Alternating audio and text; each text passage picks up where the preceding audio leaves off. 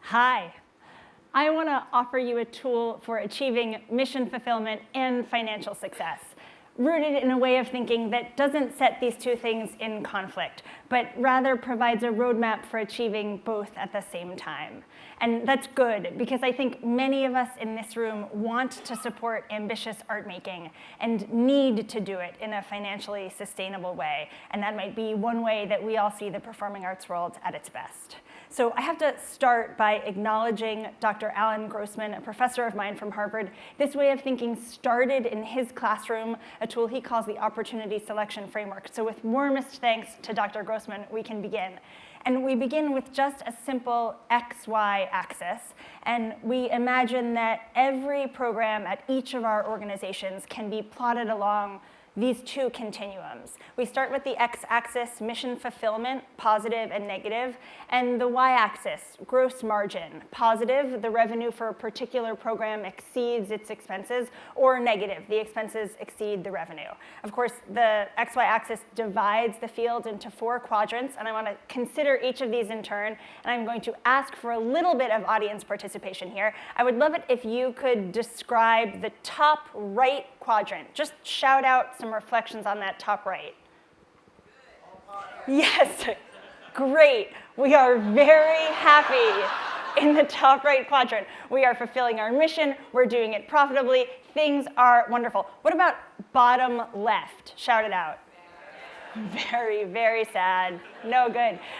We are not fulfilling our mission. We are losing money. Things are tough. What about top left? Yes, I might have heard the word sellout. We are not fulfilling our mission, but we're making a lot of money. Good enough. And then last but not least, bottom right. Yes, yes. We are investing in our mission. We are potentially not making too much money doing it. That is what I call making art. So we've got our 4 quadrants. I want to just make this one step more concrete, use a couple of real-world examples. I'll do this quickly because I think you're with me, but I'll start with an example. My field, ballet, the Nutcracker. So beautiful ballet, mission-fulfilling. It's also just about the only ballet where we would expect that ticket sales would exceed revenue, and so that puts the Nutcracker in the top right. A commercial gig might be top left, singing or dancing at a big store opening, perhaps not what we were put here on Earth to do, but we would expect that a handsome fee might more than cover the expenses.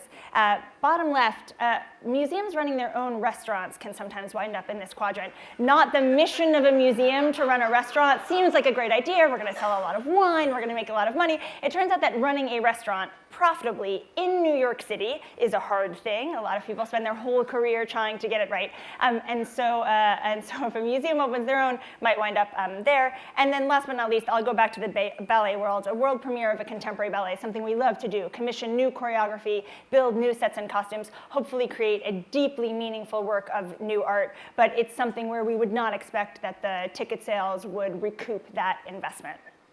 So I want to pause here and make a couple observations. Placing activities in these 4 quadrants requires a couple of things.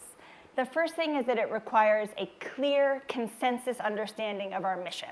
That's a word from the nonprofit world, my world, mission, but it works at for-profit companies too. It's essentially whatever answers the question, what did we all gather here together as an organization to do? And the second thing that placing projects on these quadrants requires is an honest accounting of the financials of each project. That means the revenue attributable to each and also the resources, including staff time, necessary to make it possible. So I want to ask for audience participation again. A consensus on the mission and clear project-based financials. Raise your hand if you think your organization does both of those things well today. Okay, we've got some work to do tomorrow morning, but that is terrific. If you can get those 2 things, you can put your projects up in these 4 quadrants, but so what? What does that get us? Well, I think it helps us do 3 things. First, it helps us know what to do with new opportunities in each of these 4 quadrants. Second, it helps us know what to do about existing projects in these 4 quadrants. And third, it suggests a strategy, a portfolio strategy, that we can use to build a collection of projects in 3 of these quadrants that combine to create a successful arts organization. So let's again consider each of the quadrants in turn. What do we do with programs in this quadrant? They fulfill our mission and they're financially profitable, sustainable. Well, we keep programs that we have in this quadrant, we invest in them, and we also start every Monday morning thinking about how to find new opportunities in this quadrant. And we also empower our teams to do the same thing.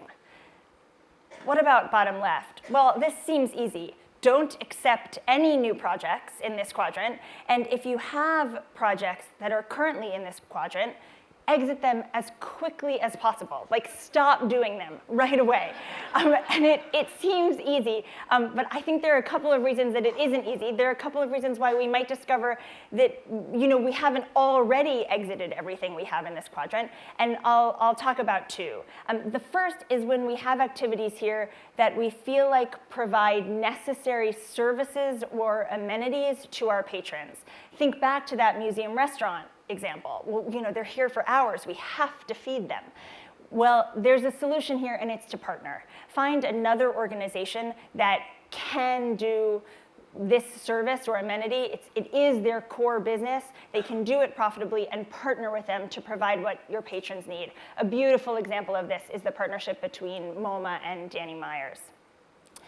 The second time that it can be difficult to exit existing programs here is that you may find upon close examination that you've got a program well outside the scope of your organization's mission that you can't hope to do at scale, that is still serving very real and deserving recipients. And so it can be really difficult to think about exiting that kind of program. I'll suggest again that the ideal solution here is to partner. Find another organization that is dedicated to serving this population, or that does, as their core activity, perform these programs. And if you can, transfer that program in whole to that other organization. Remember, it might be difficult, but you're doing it in service of your own mission fulfillment. So let's go to the sellout quadrant, and I want to complicate our feelings about this. I want to remove that pejorative term. I like to call this the answer the phone quadrant. So don't spend any time pursuing new opportunities in this quadrant. They don't fulfill your mission. But if the phone rings, answer it. And if the project has really strong positive gross margins and won't take a lot of staff time, accept.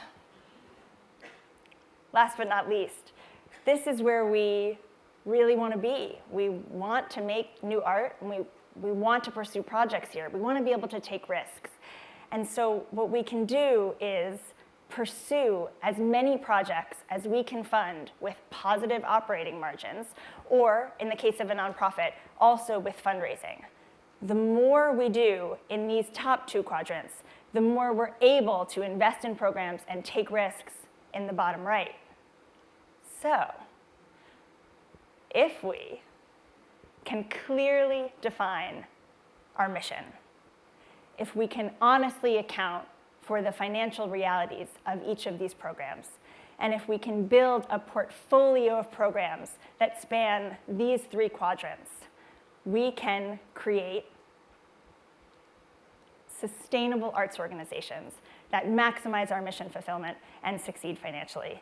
And that's something we'd all really like to do. Thank you.